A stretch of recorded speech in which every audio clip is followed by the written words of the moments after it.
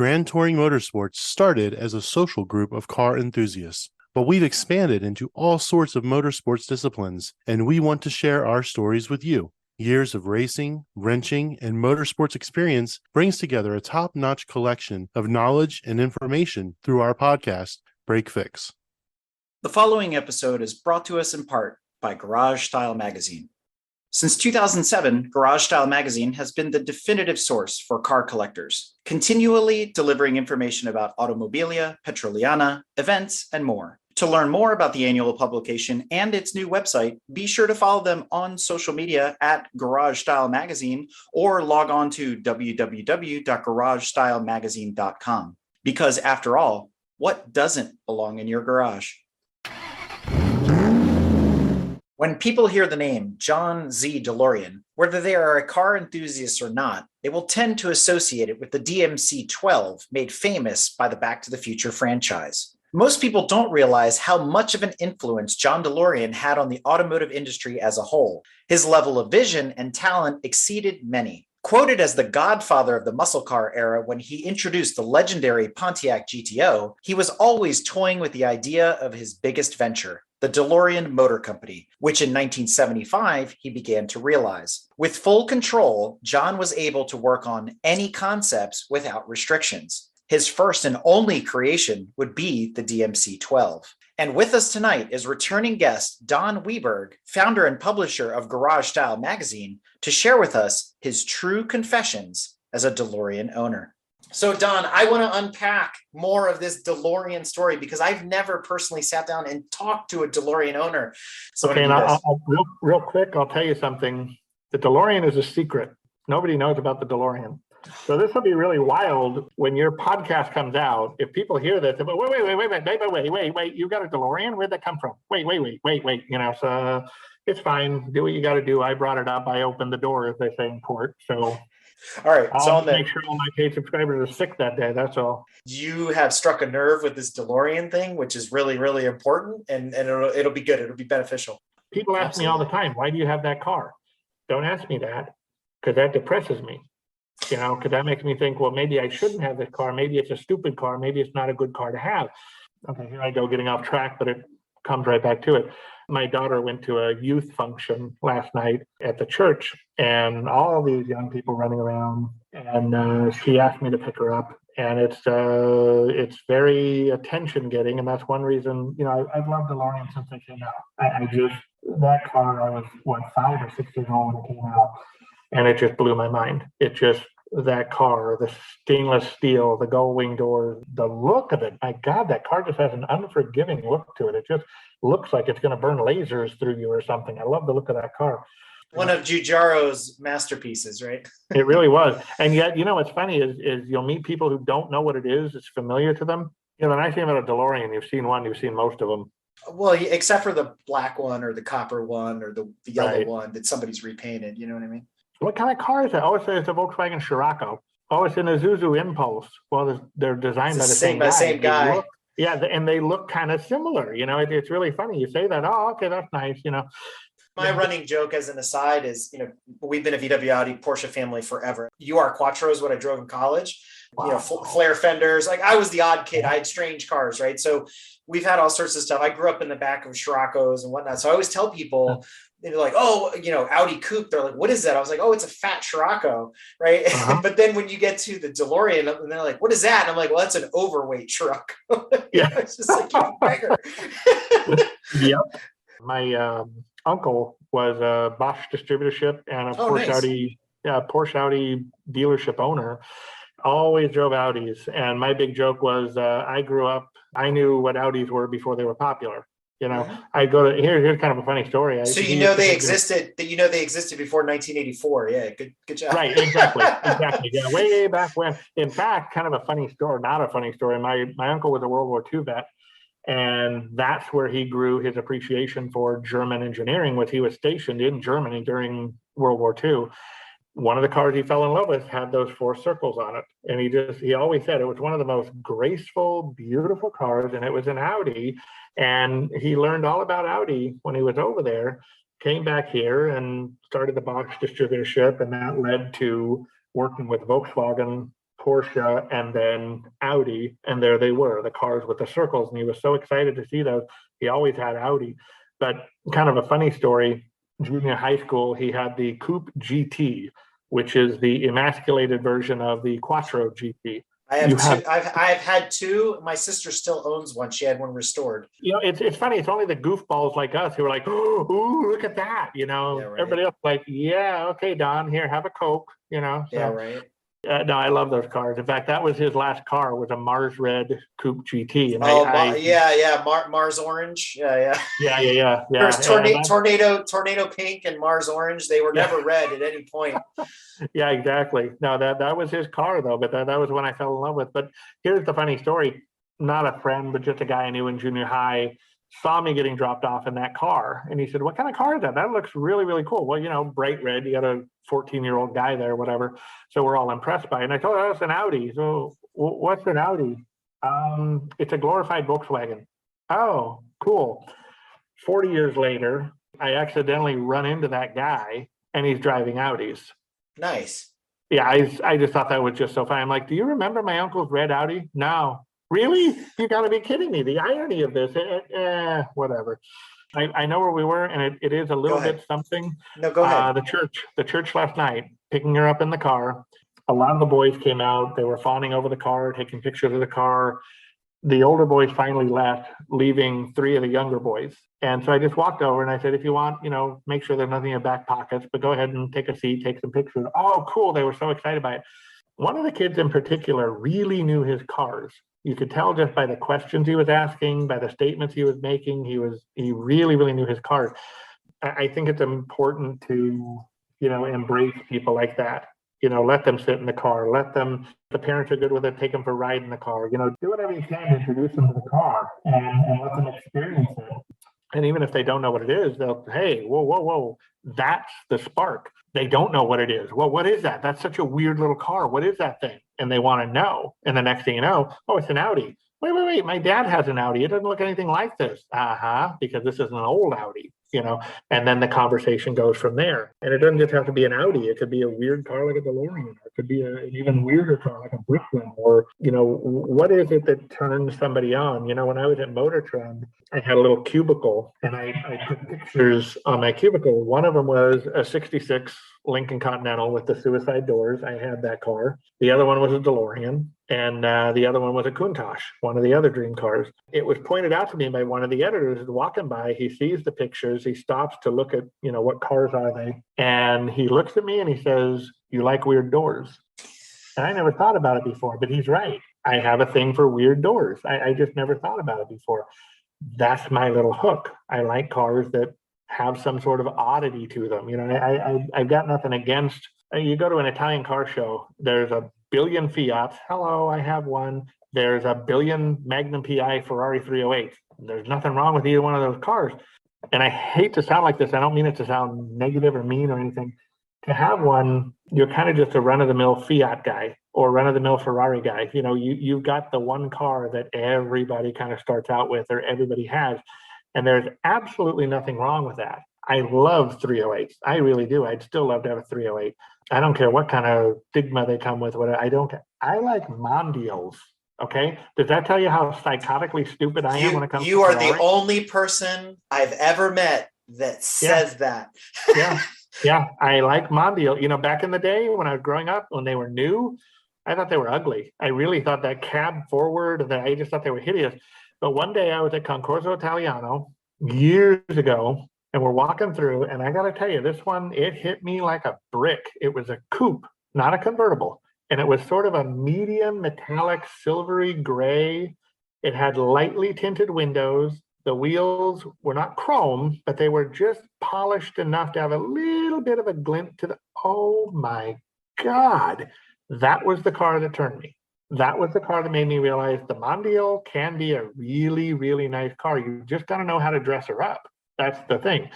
So I look at 308s and I think, man, those things are something else. They really are. But there's some of us out there who we don't want the run of the mill. We want something a little different. We want something off the beaten path. And it's not that we're trying to be better than anybody. It's not that we're trying to be the weirdo of the group. No, we are the weirdo of the group. That's why we like the Mondial. That's why we like that Audi GT. That's why we like these cars that people say, well, what is that car? And I think a lot of younger people, I'm listening to a lot of them like those cars too. I know one guy who will admit to wanting a Pacer, and he's just a little older than I am, but he really wants a Pacer. Okay, fine. That's your hang up. That's your hang up. I don't know anybody else in this age bracket who wants a Pacer, not voluntarily, but I've met several younger guys. Oh, they want a Pacer. They want a Pinto. They want a Maverick. They want the Vega. Now, the sad thing is I like all those cars too. I think they're goofy and I love them. Will I go out of my way to buy one? Probably not. I want to spend my money elsewhere, but these younger guys, no. They're actively seeking them. They're looking for these cars. I'm blown away. And these guys are in their 20s. So I was the Pacer kid back in the day. I wanted the car nobody else wanted. I wanted that bastard child car that nobody else wanted. Why? Why do you want that car? That's not a great car. I know. I love 928s. And again, back then, that was a tiny little community who was like, yeah, 928, that's the way to go. There was like 7 of us, that's it. And 6 of us have died, so I'm the only one that's left. But what's interesting is that's not true. What's interesting is what I'm seeing, the guys that are my age, your age, they love 928. We're the kids who grew up looking at those cars on the street saying, wow, what a knockout kind of car. Look at the headlights, the way they pop up. Look at that rear end. That thing, uh-oh. Did you also notice the 928 looks a lot like a Pacer? Okay, I don't want to go there, but there is a similarity there. There is a familiar look, okay? The 308 was in the same ballpark. I had a mechanic for my Fiat, and he had, did he have a 308? It was gorgeous. It was an 85, the very last of the 308s before the 328 came out, 85. Oh, Ferrari, it was Magnum PI, all over the place, Magnum PI. He comes to me one day. I had a Toyota 4x4 pickup, gorgeous truck, bright red, the whole 9 yards. He said, Don, how do you feel about trading my Ferrari for your Toyota? Oh, you got to be kidding me. But in the day, that 308 was $30,000 car. My Toyota was a $27,000 Toyota. So price to price, they're in the same ballpark. I really wanted to do it, but the Toyota was my daily driver. It was the one that graduated the Fiat into becoming the fun car. So I really, if I got the Ferrari, I'd be back in the Fiat for the daily driver. And that kind of ruined my goal. Boy, do I kick myself today for not having traded that car and, whatever. But again, a lot of the older guys were always telling me, don't do that. Don't do that. That 308, it's not worth anything. Never going to be worth anything. They built too many of them. They were underpowered. They're not comfortable, blah, blah, blah, blah, blah. Well, what kind of Ferrari should I get? Oh, a 67 330. Seriously? Come on. What fantasy island do you live on? Because I don't live there, And then they would say, well, get a Testarossa. Oh, yeah, let me just go get a Testarossa. No problem, So, Don, we can probably wax poetic about all sorts of cars that we love from the 80s, but I think we need to get back to talking about your DeLorean. What's it like? Is it as cool as they say it is? We've written some articles about how awesome they are, and there's obviously the mystique behind John DeLorean and all this kind of thing. So are they as cool as they seem to be, or are they really kind of as slow as everybody makes them out to be? Let's talk about this DeLorean. Let's unpack it a little bit. Well, you're talking to a guy who has a Fiat. So I fear nothing, and I don't care about going slow. It doesn't bother me. That car taught me the art of driving slow. It really did. It made me realize you don't have to go rocket speeds and you can still have a really good time and look cool doing it. Is it true that it is a struggle to get to 88 miles an hour, just like it was in Back to the Future? Honestly, no, it's really not. I'm not going to say they're quick. No, I'm not going to lie to you like that. For the day, I think they were slow quick, if that makes sense. Today, they're just flat out slow. I mean, you're not going to outrun much of anything in that car. It is not a quick car. It is a fast car. There's a difference between cars in that regard. There are quick cars that are not fast, and there are fast cars that are not quick. And this is definitely a fast car that is not quick. It'll do 130, no problem, I'm sure. And that doesn't sound like a lot to today's market, But when you go back to 1981 and you say you got a 130-mile-an-hour car, that's pretty damn fast. And it's funny too. They always say, oh, it's a piddly little V6, 2.8 liter from Renault. It had 130 horsepower. It was piddly. Again, I'm not a math guy, so this might be a little wonky, but when you do the math, the 5.7 liter Corvette with its 180, 190 horsepower, the 2.8 liter Renault at 130, the Renault is making more power per liter, per cubic inch, however you want to do it. The Renault is making more power than the Corvette. The Corvette was quicker, it was torquier. Probably lighter too, right? No, Corvettes are heavier. The DeLorean only weighed 2,800 pounds, fully loaded, full fuel, full oil, 2,865 pounds, something like that. It was not a very heavy car at all. It was heavier than DeLorean wanted it to be. It was heavier than a Lotus, but Lotus helped engineer DeLorean, and Lotus wanted DeLorean heavier because Lotus couldn't have a car better than Lotus. You see what I'm saying? Conflict of interest right there. No, they will move. You just got to know how to drive it, and you got to keep it tuned up. And so many of these cars, I mean, when I got mine, it was in the same boat. I got my car from a guy who got it in 97. The car had 17,000 miles on it when he bought it in 97. I got it from him in 2018. It had 20,000 miles. So from 97 to 2018, 3,000 miles, that's all the car rolled. So it was riddled with deferred maintenance. It was riddled with rubber that just wanted to break. So we've dumped a lot of money into it. We've dumped a lot of time into fixing those little things that broke because they were never used. And I got to tell you, the last thing was just fixed actually this past week. It had a bad exhaust leak. Yeah, this car was the textbook of it struggled to move. Once it got going, you were fine. But getting off the line, good luck. It just didn't want to go. Fortunately, I fell back on my Fiat upbringing and realized I don't need to go quick. I just need to go. And that's what kind of got me through it. Here in Texas, they do state inspections. And the mechanic who was helping me get the cars to the state inspector, he said, it'll probably pass, but I worry about that exhaust leak because it just click, click, click, click, click, click, click, click, click. It sounds like a diesel, and I don't know. He said, if you don't mind, I'd rather fix it. And I said, all right, go ahead and fix it. So he fixed it night and day. The personality of that car is night and day. It is so much more powerful. It is so much quicker. It is the best word I can use to describe it is aggressive. It's not quick. It's quicker than it was, but it's still not real quick. But boy, does it get too fast a lot quicker than it used to, if that makes sense. So no, they're not, the burnout you see in Back to the Future, that's bullshit. There's no way a DeLorean could do a burnout like that. It's just not going to happen. 2,800 pounds, all stainless steel, right? So you don't have to worry about rust other than the frame and things like that.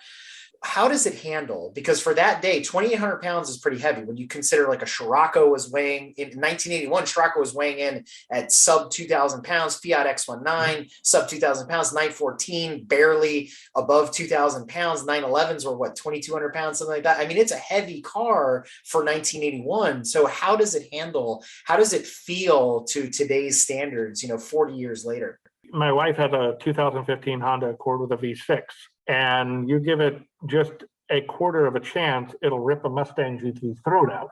I mean, it's incredible how quick it is. It doesn't handle very well. You've got to do a lot of driving when you take it through the curves and the corners, up through the canyons. The Honda, it's very nose heavy. It really, it plows into things, but it's quick. It's really, really quick.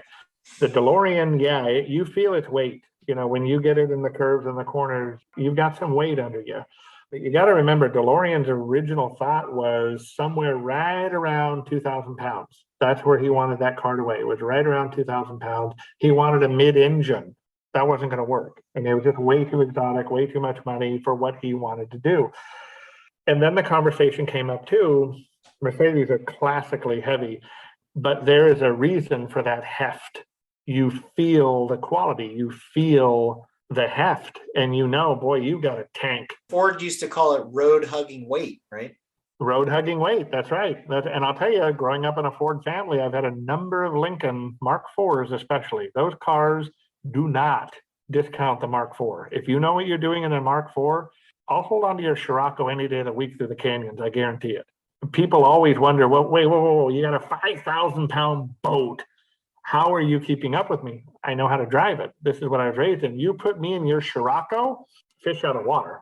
I have no idea how to make that car go. It's too small. It's not my wheelhouse.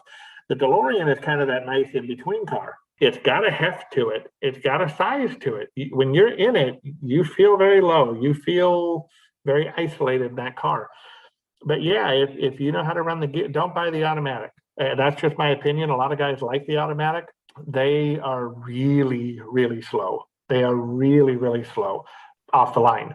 Are they fast? Yeah, probably. They'll probably get going, but it's going to take them forever to get there. So if you're going to get one, get a manual transmission. That's just my thought. No, compared to today's cars, though, yeah, I think they're still valid. I do. Is it going to keep up with your Scirocco through the canyons? No, it's not. But it couldn't even way back when they were both brand new. It couldn't do it. It's not going to do it now. Will it keep up with a Lotus? Maybe. If you've got the right driver, maybe it'll hold on to an old Esprit. Not a new one, but an old one. They are fun. They really are. Back in California, we had a lot more mountains back there than we do here in Texas. I took my daughter on a little drive up through one of the mountains, and that was the first time I ever really got to get it into the curves. And I realized, geez, this car is 10 times the handler of anything I've ever had. You got to remember, I grew up mostly in a muscle car family. We had a lot of big, heavy cars. My dad wasn't into little cars. He was into the big, heavy stuff, which is why I'm more comfortable canyon taming with a Lincoln Mark IV than I would be a Scirocco. Most guys call me crazy. Well, that's what I like. I like those cars. I know how to make them move. I think you'll understand what I'm saying, but you might not get what I'm saying. The Lincoln, just to go crazy. Mulholland Drive. I don't know if they're still doing it or not, but back in the day, you had the Timers Club.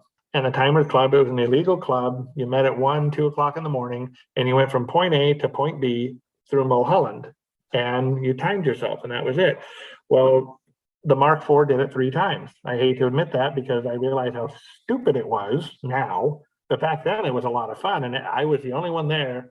I had the air conditioner on. I had power brakes. I had the radio. I mean, I was as comfortable as could be, but the car is leaning like the Queen Mary. But if you know how to make that lean work for you, oh, brother, you are really going to be having some fun, because when you come through that curve, you got more torque than you know what to do with to get out of it, and you're gone, you know?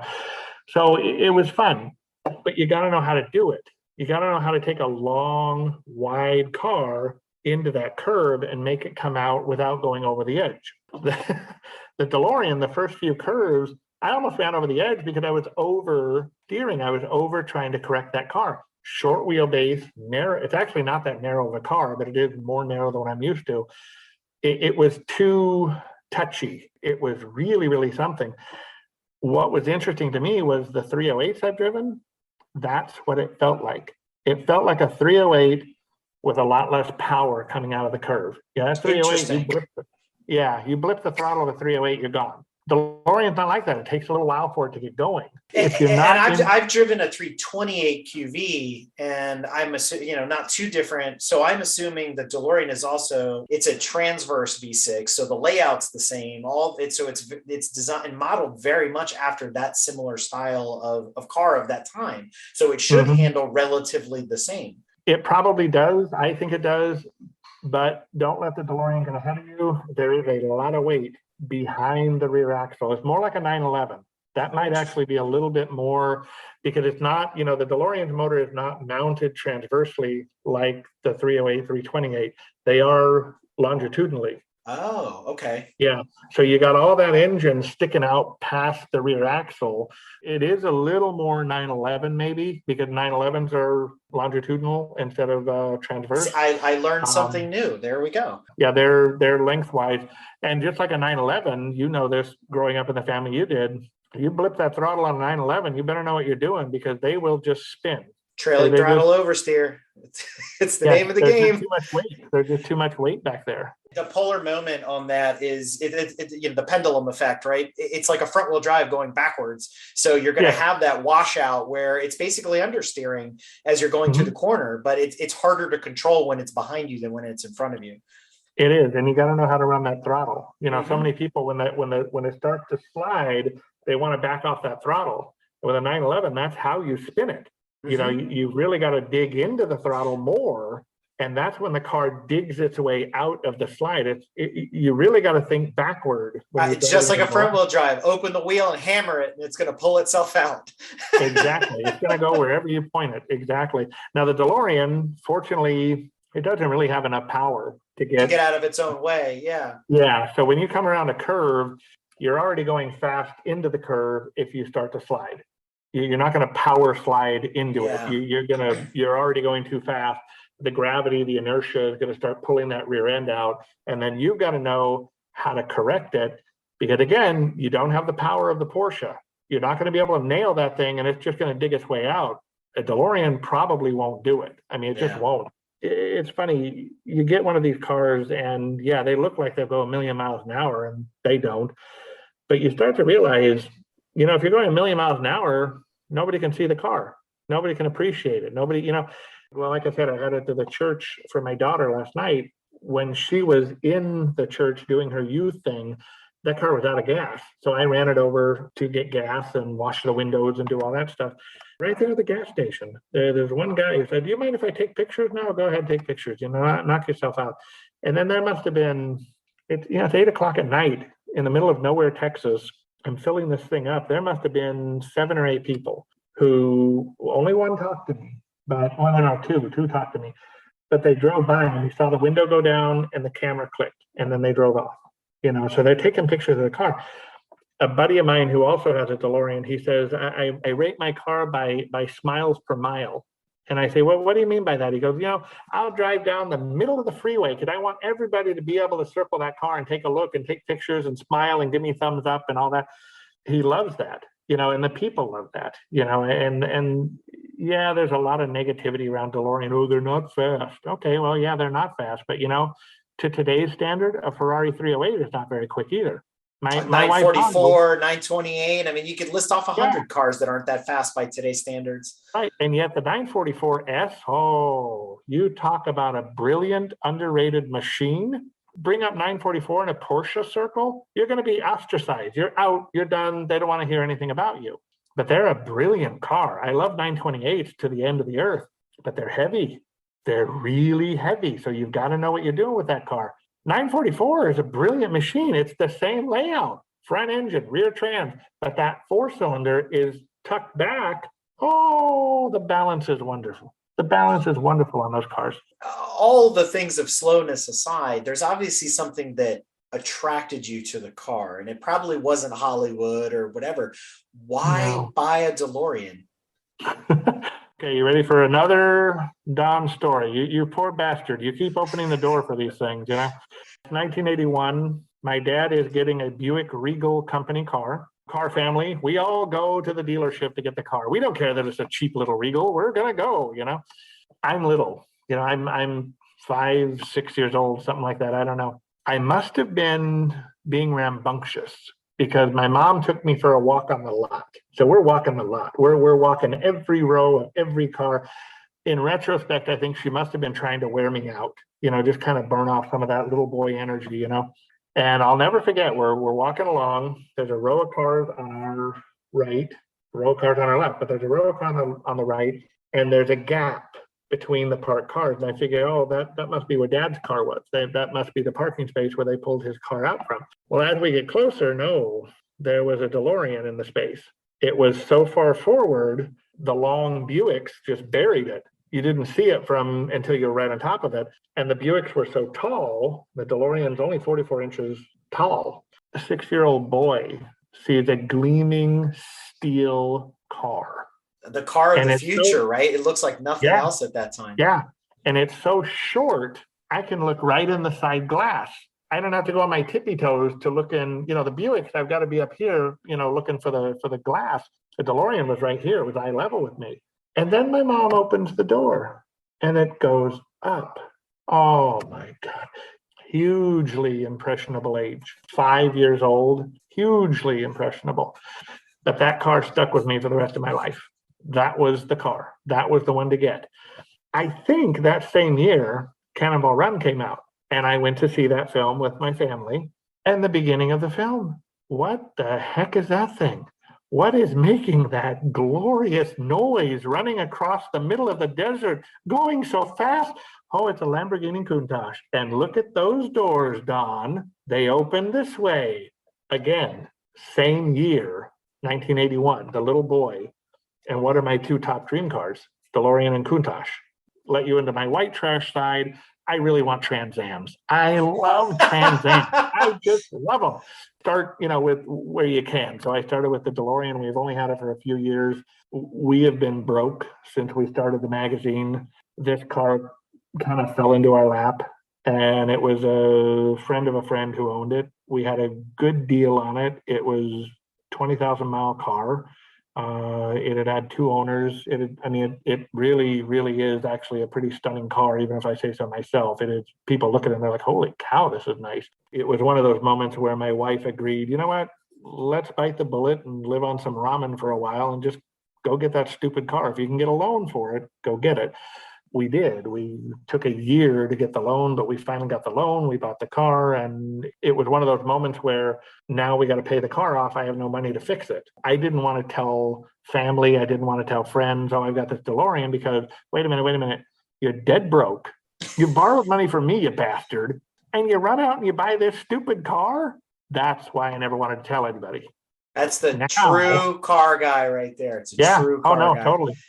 We were hiding it in garages. We were hiding it down the street. Oh, so-and-so's coming over. Get the DeLorean out of here. Oh, okay. So literally you're limping it down the block because it doesn't want to run. It was amazing. It really was. You're painting this picture. You got the car now, all those kind of things. And then obviously it needs repair. I want to put a number out there for folks. And we do have some follow-on articles on our website about DeLoreans that were written by Mountain Man Dan. He has a fascination with those cars too. And he dug into the history. We've watched a lot of the documentaries, like, some of the fun ones like Framing John DeLorean and some of the other new ones that have come out and things like that. And it's always good to dive back into that. 9,000. That's the number. 9,000 DeLoreans were built in 1 year. And a lot of people are 9,000 cars. That's nothing. That's a lot for a boutique manufacturer to have cranked out in 1 year. I don't know, because 27% of all statistics are made up, right? That's how many are still on the road. I don't have those facts and figures, but I hear that the DeLorean community is very strong.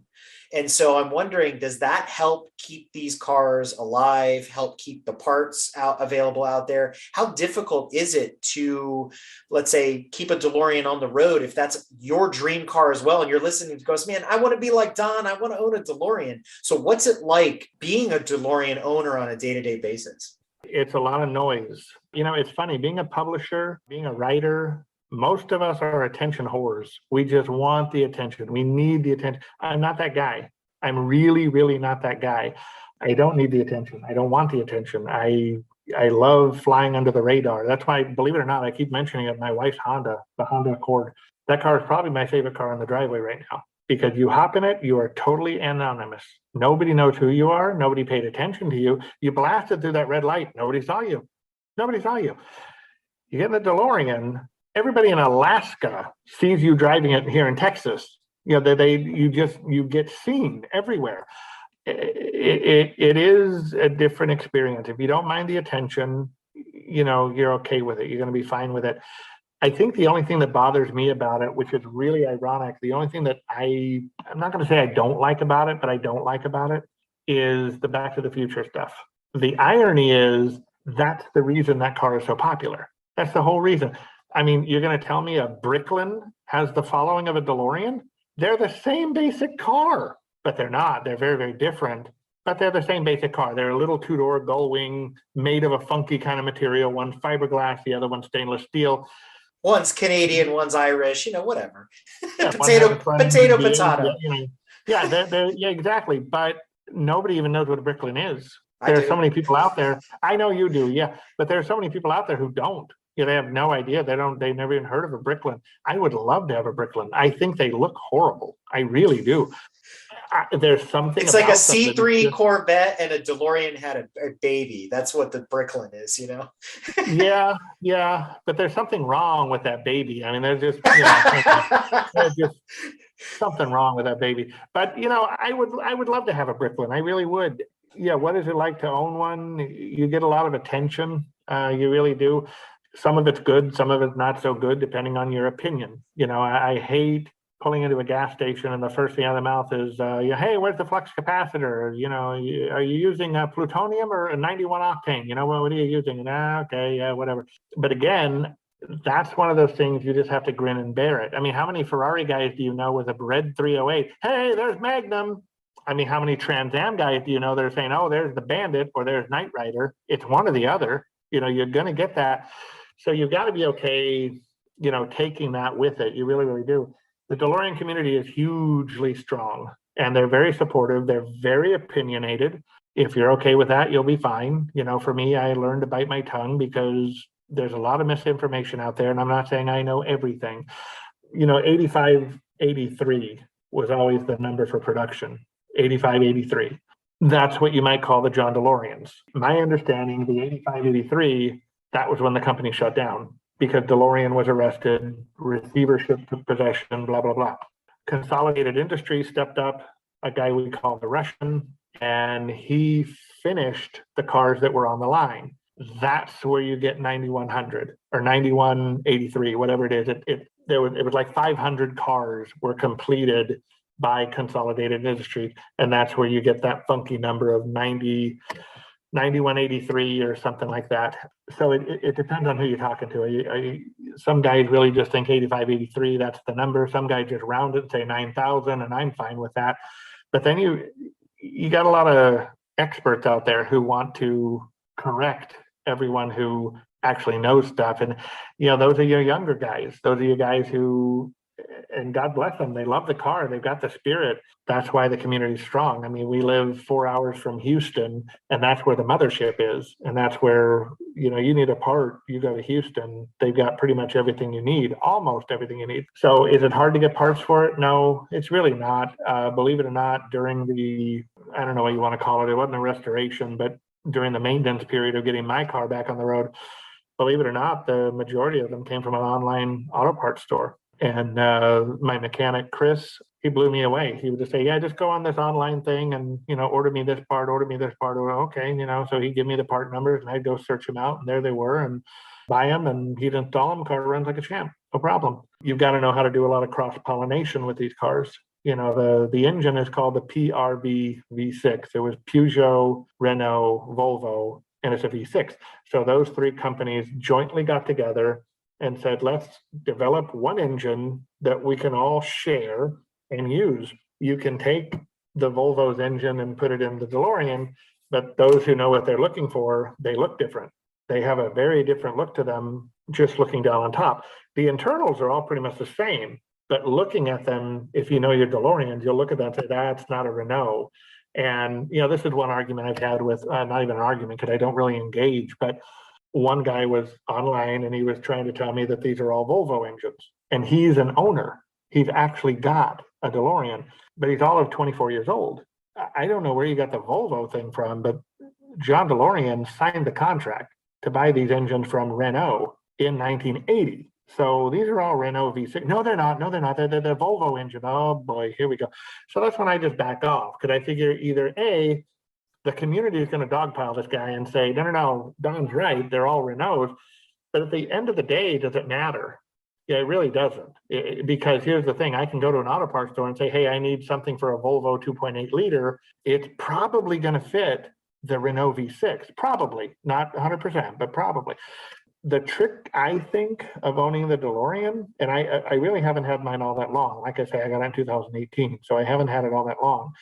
But just from what I'm hearing from the other owners, the body panels are almost impossible. So if you get a dent, you need to find yourself a good metal worker who can straighten out that panel.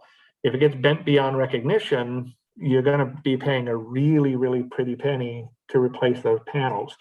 The windshield alone can cost as much as $4,000. And everybody says, oh, it's a Lotus Esprit windshield. No, it is not a Lotus Esprit windshield. I was one of those guys who thought it was an Esprit windshield for a long time, because I read it in a magazine article.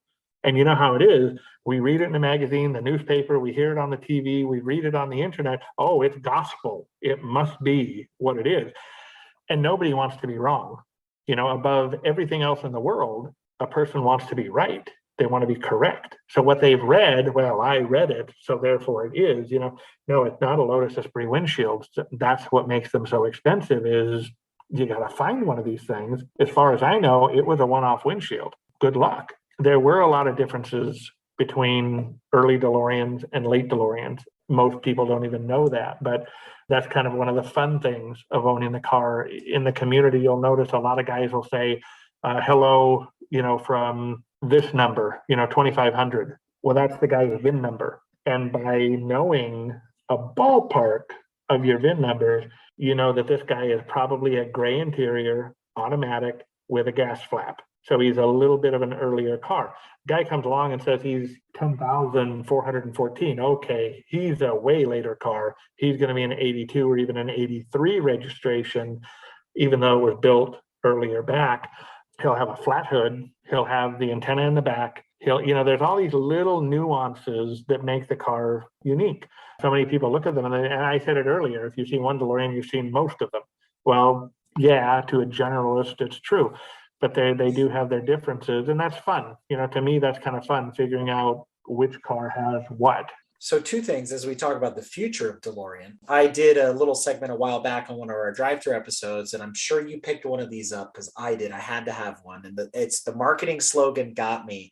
Charlie Foxtrot watches out of the UK under official license from the DeLorean Motor Company put out time machine watch, right? Their slogan was now is your chance to own a time machine, right? So I bought one. I've got, trying to remember the style. It's the black louvered, like the rear glass. Yeah, the louvers. Yeah, it's a beautiful watch. I bring it out and people are like, what is that? And I'm like, I just hand it to them and they're like, wait, what? So I'm wondering, what did you think about that as basically the precipice for Steve Wynn buying out DeLorean, moving it to Humble, Texas, and you've been teasing us now for years about the resurgence of the brand. So let's start there. I thought it was great. I really did. It's like we were talking earlier, encourage the young people. Steve Wynn liked the car. I mean, bottom line, he just had a thing for the car, and he took it to the mega extreme by doing what he's done.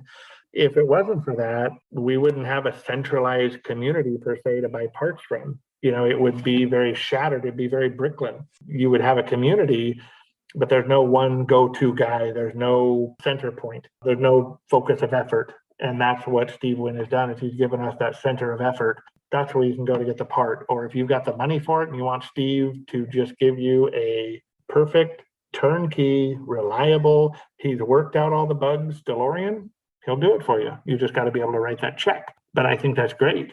I really do. And yeah, things like the watches and the bag accessories and, all the little fun things that they put to it. Absolutely. I think that's necessary.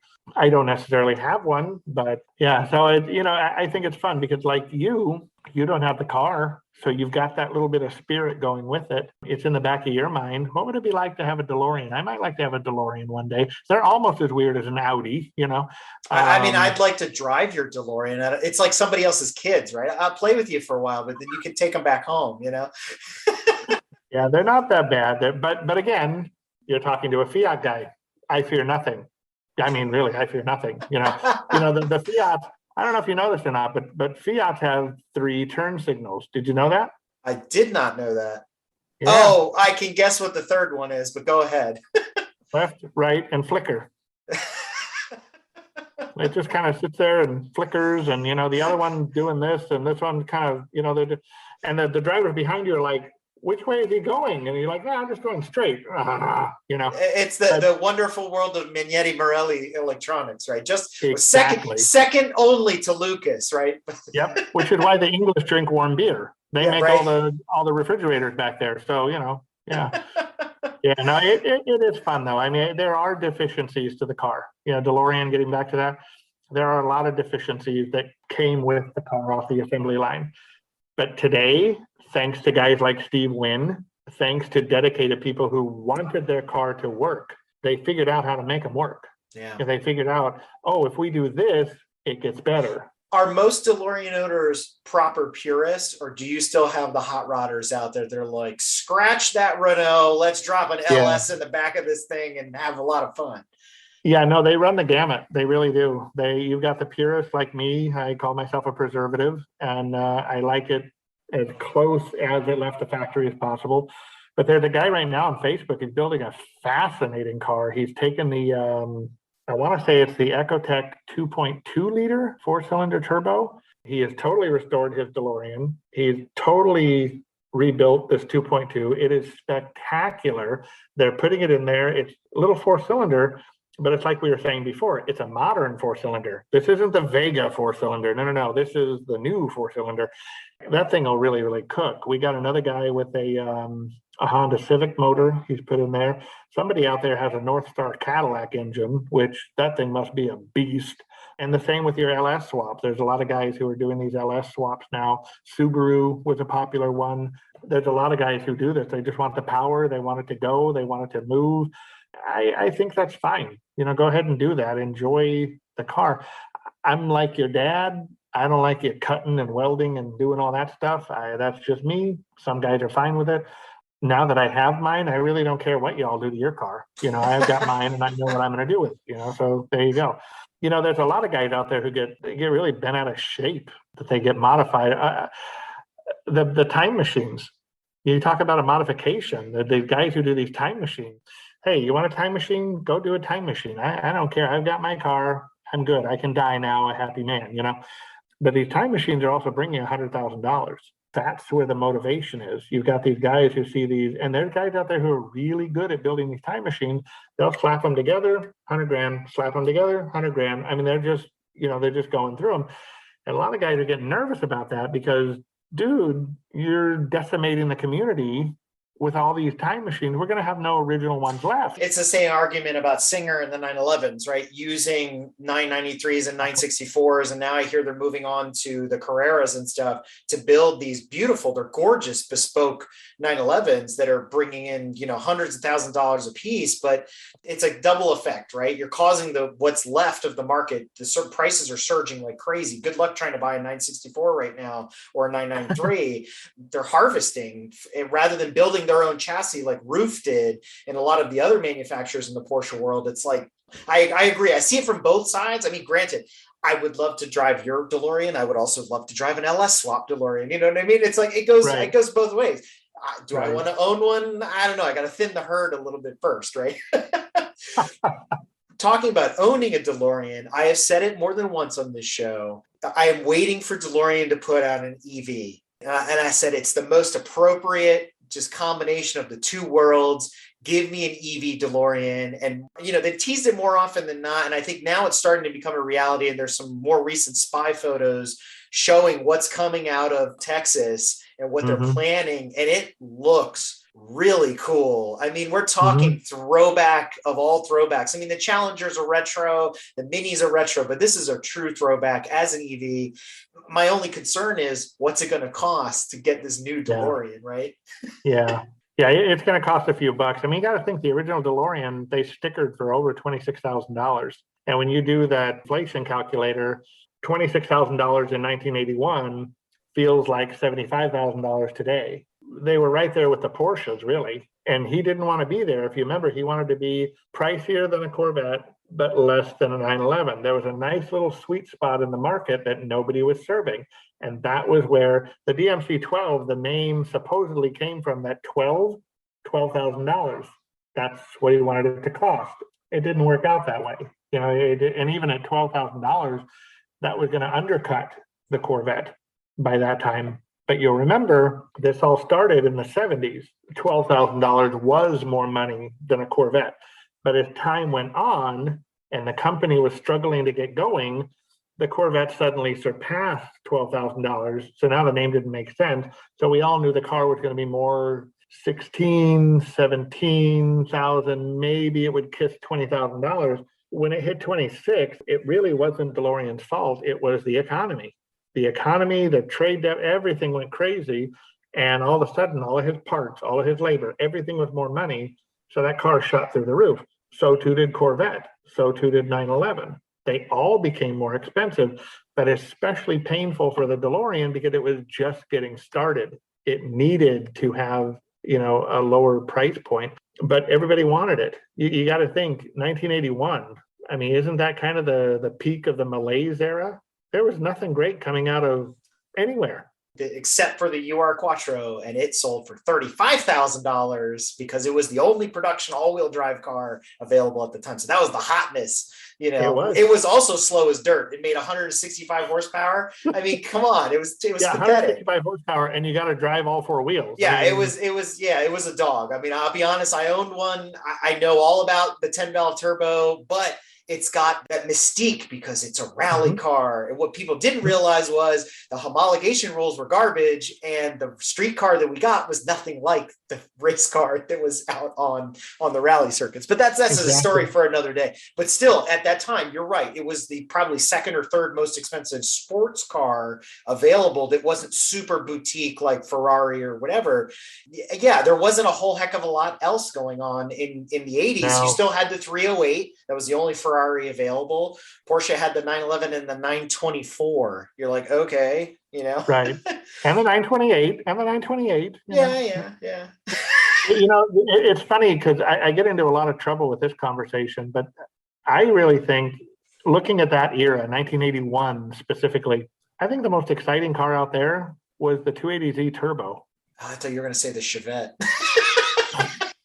No, which is just we're talking sports cars here. Which is an Opel Kadett, most people don't realize, but that's a whole nother thing, right? Yeah. So the 280 turbo, but it was so bloated compared to I call it a proper Z. The ZX cars were just they were so heavy and bland. They were marshmallowy. They were, but look what they did for the brand. You know, again, just like Mustang, sales were slipping, sales were stagnant for Z. So Datsun thought, let's make it a GT car. Let's make it more on par with Corvette. Let's make it more on par with Porsche, but let's make it affordable and reliable and inexpensive to operate. Unbelievable. Sales shot through the roof. It was what people wanted.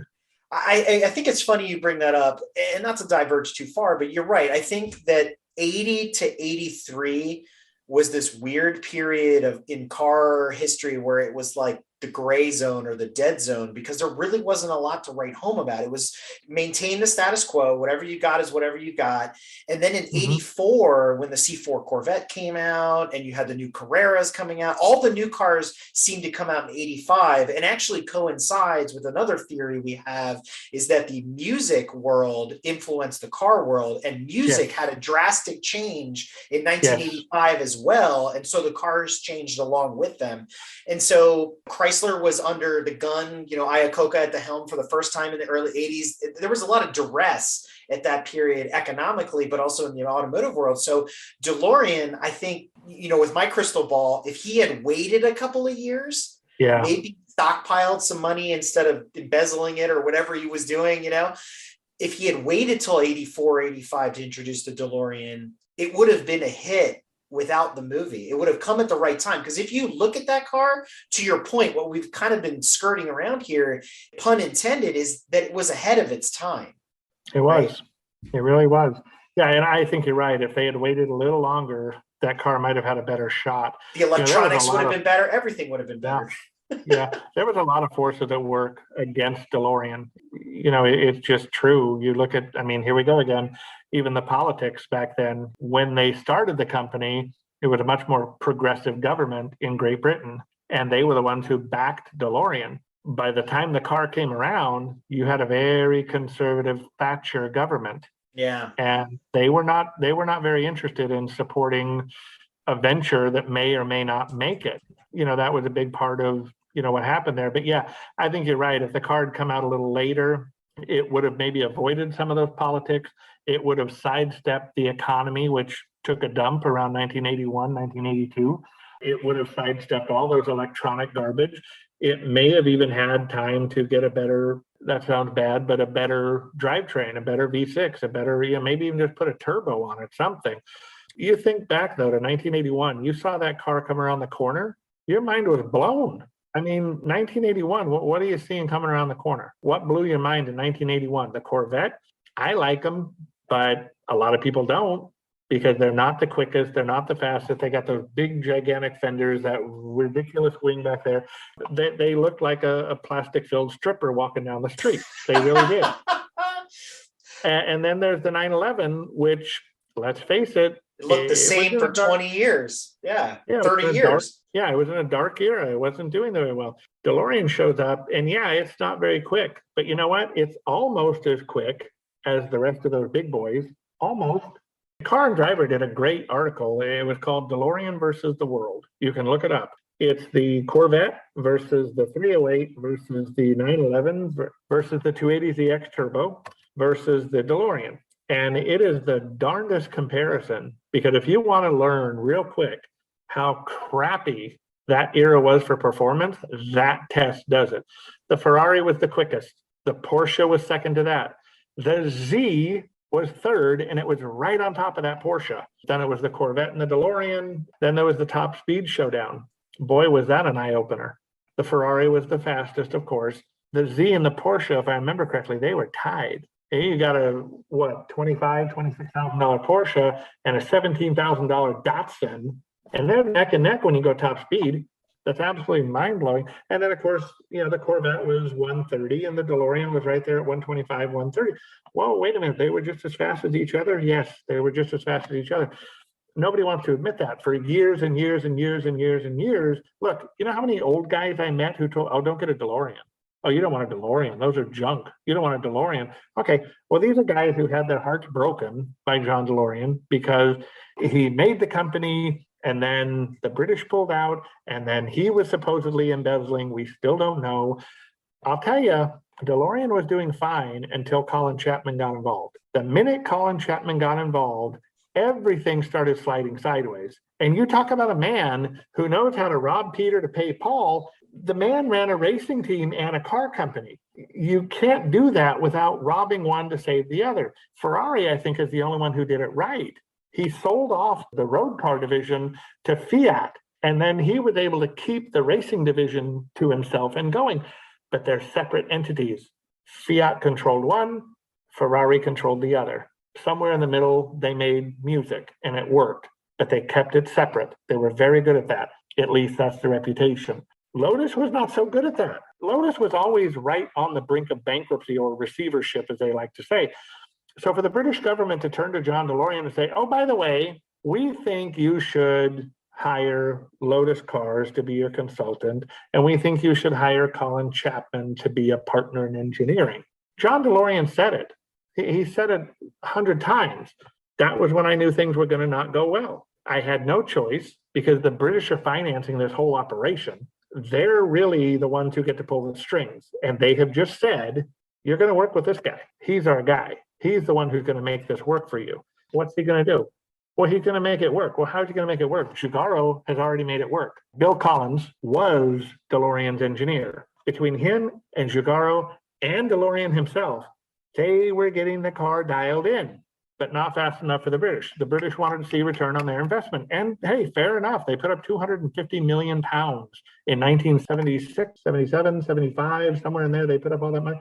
We just did it for the DeLorean. What does 250 million pounds feel like today? I mean, how much money must that have been back then? That was exorbitant. That was a huge amount of money.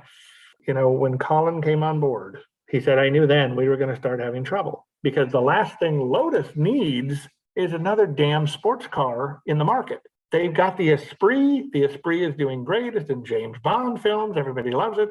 And here comes this damn DeLorean with its stainless steel skin and its gull wing doors, and it has space behind the seats. We can't have that. No, the problem started right when Colin Chapman stepped on board. And okay, let me just throw him to the wolves. Maybe he played off of John DeLorean's greed and ego. John, this is making good money. We could open up a research and development center, and that's a great way to funnel money to you. That's how I get money to my racing team, research and development. Oh, it's just like having a marketing department. People operate a marketing department the same way. So did he do it? Yeah, I hate to, degradate my hero, but he probably did. But why did he do it? Because what Colin Chapman says goes, because there's the queen over there, and she just said, if you want my money, you're going to do what I say. Ooh. Yeah, so sorry, I can get a little bit Oh, no, because you saved me from telling this part of the story, which I think is fantastic. And as we all know, the Lotus past is sordid, and you can read, the different biographies that are out there. Obviously, one of the most accurate ones is by Cronbach, Colin Chapman, The Man and His Machines. I've written about it. I've reviewed it a million times. It's a great story. There's pieces that are missing. And then, when everything goes south, suddenly Colin dies quickly soon after all, let's say the shit hits the fan, right? So we'll never know the truth, right? And obviously Mabel just died recently as well. And I was hoping maybe they would expose the story behind why it's called Lotus, because that apparently went to the grave as well. There's a lot of mystery and subterfuge, I guess you could say there. And it makes for a good story, right? At this point, looking over the 60, 70 years of the company. And for those that are Lotus fans, I can't recommend enough going to Barber Motorsports Park to check out one of the largest Lotus collections in the United States. I've been there. I've seen like the original Lotus, all these kinds of things. Very cool. It's a very neat place to go. I mean, the cars are exquisite. I mean, there's nothing to say about that. But the one thing that has always puzzled me about this story, as we kind of wrap up this thought here about the DeLorean, this has been an excellent conversation. Historians have always hung their hat on the fact that John DeLorean is a noted car designer, like he's this boy genius. And there's been other people like this. I mean, Iacocca is credited for being the father of the Mustang, although he never penned a single line on that thing. But DeLorean was this hot shot car designer, but he had Giugiaro design his car for him. And I thought that was always really weird. And I never understood how that came to be. And unfortunately, knowing that the pedigree and the cars that Giugiaro has penned, I'll name a few, right? The Scirocco, the Golf, the Lancia Delta, the Fiat Panda, something as basic and utilitarian as that. The BMW that became the M1, the Nazcas, if you look at his portfolio, it goes on and on and on, and he continues to design cars today, and he's involved with things even as we speak. But the DeLorean screams Giugiaro. It just is, right? It's a combination of other designs that he already had in the portfolio between BMW and Volkswagen. By the way, the Mark II Scirocco was a rejected BMW design. I have pictures of the original. I don't know if you knew that or not. Yeah, the original one, like on the back of the C-pillars, there's BMW emblem roundels and stuff. It's pretty cool. Anyway, I think he had a hand in penning the UR Quattro as well, but I'll leave that where it is. So anyway, I never understood how DeLorean and Giugiaro married up and how they got together. Do you happen to have some insight on that? Not really. No. I mean, I know. Yeah, the only thing I do know about is I know that DeLorean's package idea, which of course was the mid-engine, et cetera, it just wasn't working out. And that was part of why Colin Chapman was brought in, was to clean up the mess that DeLorean was trying to drag through. DeLorean constantly wanted more time to develop the best car he could. Perfect car, yeah. And the British were just thinking, how much more can we finance here? We've already given you all this money and all these packages. We need to get a car on the road. We need to start recouping money. And that was where the research and development came from. Let's just put a car out there real quick. Let's just get it done so we start making money back.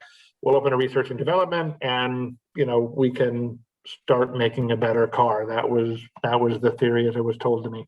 The Giugiaro connection, I can only imagine, had something to do with wrap this up, make a car that we can put together, we can get on a container ship. And I think about shipping. People don't think about this. Cars have to be a certain length and a certain width to be on the truck, to be on the ship, et cetera. You're going to get more DeLoreans on a ship than you are Lincolns, because the Lincolns are longer. You're only going to get 6 or 7 Lincolns. You can probably get 9 or 10 DeLoreans because they're shorter, they're smaller cars.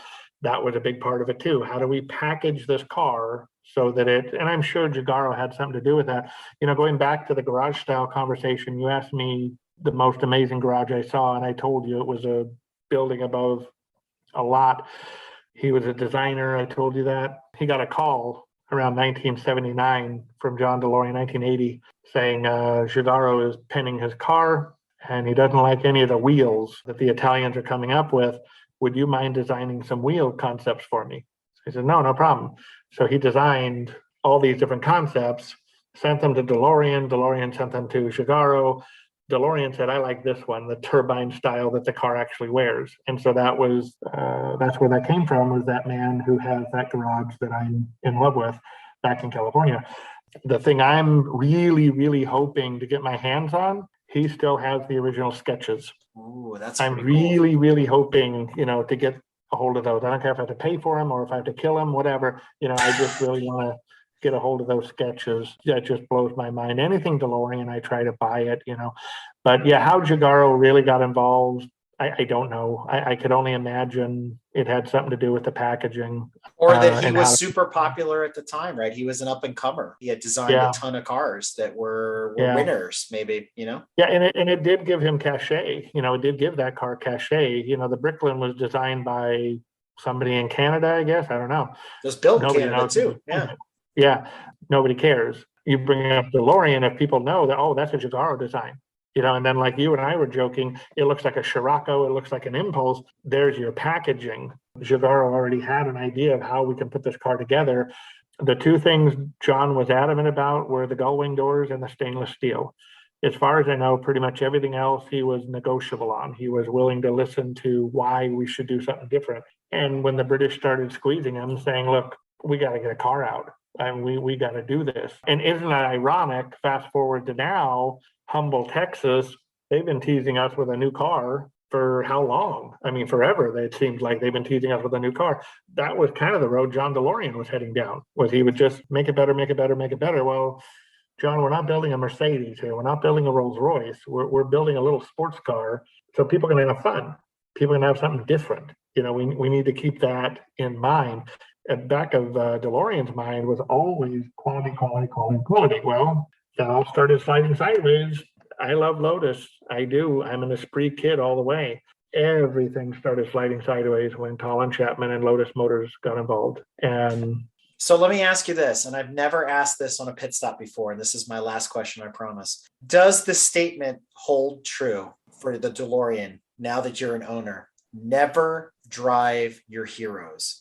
I can understand it. I mean, I have a rule, never meet your heroes, and I established that rule because I met some heroes from Hollywood. I met some heroes in the industry. I met some, it left me cold, so I decided, well, anybody I admire in one of those industries, I'll stay away from. No, I like driving the car. I do. I'm not going to say it's a fun car. It does have a little bit of a tankishness to it because you got those huge A-pillars. You got that real low roof line. And I'm 6'2", so I sit up pretty hard in that car. But DeLorean was 6'4", and he fit in the car okay. It's psychological, but you've got that little mail slot window, that horizontal line right there for the window. When you see it peripherally, again, it ties in with those big A-pillars, and it ties in with that. And you look in the rearview mirror, you don't see much. There's not much. So you really do feel cocooned in there. I mean, I've said it 100 times. I'll say it again. I enjoy driving my Fiat more than I enjoy driving the DeLorean. It's a much more fun car. It's nowhere near as quick. It doesn't handle as well. But it rides nicer. It really does. The Fiat rides beautifully. It drives nicely. It's a humble car. People look at it, they smile, they give a thumbs up. They wonder, what is that car? And that some people are even, they look, oh, this is the new Fiat. This is a 79. 79? Fiat's been around that long? Dude, Fiat came around in 1899. What? Yeah, they don't know. But here we are with a young person who's showing interest. So you don't want to insult them. You don't want to smack them. You want to educate them. Yeah. Right. So bring them around. If they've got the Fiat bug, let them have it. So no, I think the DeLorean is fun, but it's its own brand of fun. Look, this will be loaded because it's an opinion. Is a 911 fun? Depends on who you ask. Yeah, it depends on who you ask, and I like 911s, I do, but the few that I've driven have just kind of, okay. Honestly, I really don't understand it anymore. And you know what? Maybe that's my bias because I had so many people back in the day lead me wrong and tell me don't buy that 77. I don't know. Maybe I've got something wrong with me up here, but I think the DeLorean's a lot of fun. I think it gets a lot of bad rap. And I think there's a lot of misunderstanding floating around out there. Again, it boils down to it. If you're interested in it, go get one. Go try one out. Go get involved with the community. I've always been a car guy. It doesn't matter what kind of car it is. I'm probably going to like it. So I'm a little bit biased that way when it comes to cars. My wife hates the cars. I mean, she does. She just, get rid of all of them and let's just have the Honda. And I just, okay, in an alternate universe far, far away that's, Rod Serling is president in, maybe it'll work. I don't know. That's the same as when somebody tells you to get rid of all the appliances in your kitchen and just have an air fryer. You're like, or an Instant Pot. You're like, oh yeah, I guess it can do everything. Sure, but it's not the same. It's not the same. Yeah, exactly. No, exactly. It's a very different. I was worried about getting the car, like you say, I was, because I thought, what if I hate it? What if I hate it? That was a thought that ran through my head. And then how do I tell my wife, oh, I hate it? I'm kind of stuck with it because she backed it up. I don't hate it. I really don't, especially now that exhaust leak is fixed. It really woke that car up. It's a lot quicker. It's a lot more aggressive. It's a lot more fun. The more reliable we make it, the more fun it becomes. Yes, exactly. That's true of any old car. Absolutely, 100%. Yeah, and you've got to be able to, you can't stub your toe. DeLorean, there's so much stuff swirling around about it. And a lot of it is wrong. A lot of it is correct. And I learned that from my car. I learned, holy cow, they weren't kidding about this. My car was literally all original when I got it, right down to the fuses. Everything was original in that car. And everybody was blown away. They thought, holy cow, this thing is original. Well, if I want a paperweight, that's great. But if I want to be able to drive it, well, we've got to upgrade the fuse box. We've got to upgrade the fuses. And that's where my mechanic, Chris, came in, and he started, and he knew my budget. And he knew it was very sensitive, very shallow. So we had to go piece by piece by piece and just slowly correct this car. Yeah, when I first got it, I was terrified of it. My God, is this thing going to leave me stranded somewhere? Is this thing, what am I getting myself into? Today, it's a different ballgame. I mean, you can hop in it and enjoy it and have fun. And that, I think, is what makes it fun. But people have to give it that chance. You can't get a DeLorean and it breaks down on you. You can't get any car and it breaks down on you. But DeLorean especially, because there is such misinformation about that car, about how piece of junk they are. You can't stub your toe on that first problem and think, oh my God, here it is. The DeLorean thundercloud is over me. No, it's not. It's just, this is a deficiency that came with the car from the factory. You just have to correct it, and there are a lot of deficiencies. There really are. My best advice for anybody who's even thinking about one, buy the best you can. It's going to cost you money any way you look at it. You're either going to pay money to get the best one you can, or you're going to pay money piece by piece by piece to a mechanic, or if you can do it yourself, that's great, but you're still going to be buying those parts. My advice is, unless you don't mind doing the piece by piece, just go get the best one you can. Just find the best one you can, the one that's sorted. Before this one came along, I almost bought a red one, of all things, and I never dreamed of a red DeLorean. I wanted the silver one, but this one popped up. It was out in Palm Springs. My wife and I were out there for a weekend. It was cheap. The car had 80,000 miles on it. And I'm feeling, boy, that's a lot of miles for a DeLorean. So I called my DeLorean guy, and it was before Chris, and he said, if I were you, I'd buy that car. And I said, why? He said, the red, if you don't want the red, we can take the red off and you'll be right back to stainless steel. The fact that it's got 80,000 miles done, everything's been done to it. That car is a runner. That car is solid. He said, let me ask you this, what kind of exhaust system does it have? And I said, well, yeah, that was the other thing. It's got the Humble, Texas exhaust system. He said, see, that's a good thing, because it's been upgraded. He said, if I were you, I'd buy that car. The price is right. It's a runner. The only thing you've got to do is take the paint off it because you don't like the paint. At the end of the day, it was terrifying to me to buy a DeLorean with that many miles. I saw it the wrong way. Now that I have this really low mile DeLorean, I see what he was saying. I'm having to go through all these little repairs that car never had the chance to get done. But the red one, man, that car was driven all over the place. As it turned out, that was an Orange County car. That was a Newport Beach car. And my doctor at the time lived in Newport Beach. So I asked him, I said, I got a weird question for you. He says, what's that? And I said, DeLoreans, these cars. He says, yeah. You ever see a red one running around Newport? Oh, yeah, that belonged to Bob Paulson. That was Bob's car. You know this guy? Oh, yeah, he ran that car all over the place. Was it a good car?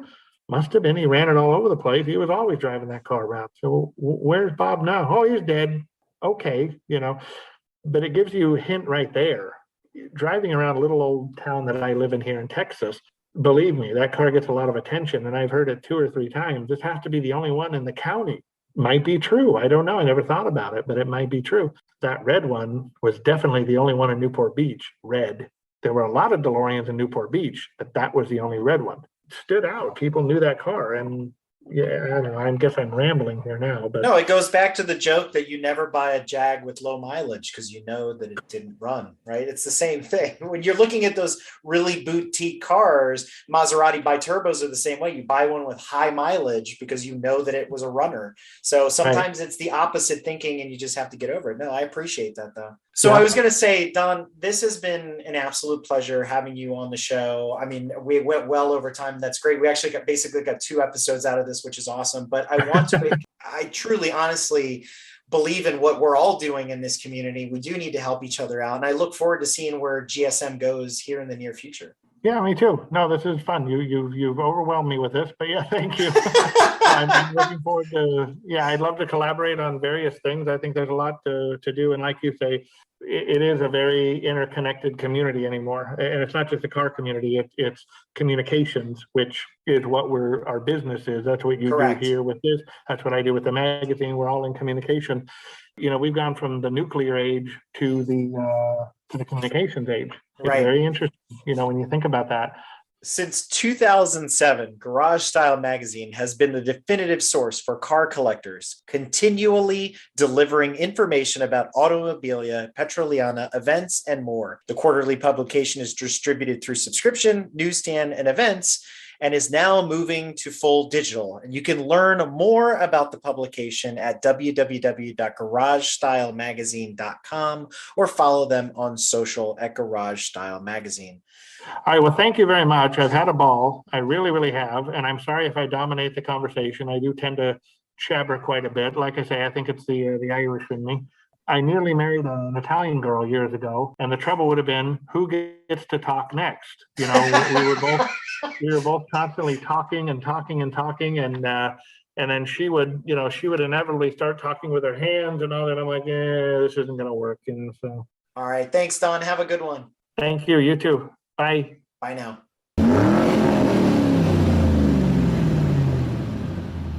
The following episode is brought to us in part by Garage Style Magazine. Since 2007, Garage Style Magazine has been the definitive source for car collectors, continually delivering information about automobilia, petroliana, events, and more. To learn more about the annual publication and its new website, be sure to follow them on social media at Garage Style Magazine or log on to www.garagestylemagazine.com. Because after all, what doesn't belong in your garage? If you like what you've heard and want to learn more about GTM, be sure to check us out on www.gtmotorsports.org. You can also find us on Instagram at Grand Touring Motorsports. Also, if you want to get involved or have suggestions for future shows, you can call or text us at 202-630-1770 or send us an email at crewchief@gtmotorsports.org. We'd love to hear from you. Hey everybody, Crew Chief Eric here. We really hope you enjoyed this episode of Break Fix, and we wanted to remind you that GTM remains a no annual fees organization, and our goal is to continue to bring you quality episodes like this one at no charge. As a loyal listener, please consider subscribing to our Patreon for bonus and behind-the-scenes content, extra goodies, and GTM swag. For as little as $2.50 a month, you can keep our developers, writers, editors, casters, and other volunteers fed on their strict diet of Fig Newtons, gummy bears, and Monster. Consider signing up for Patreon today at www.patreon.com/GT Motorsports. And remember, without fans, supporters, and members like you, none of this would be possible.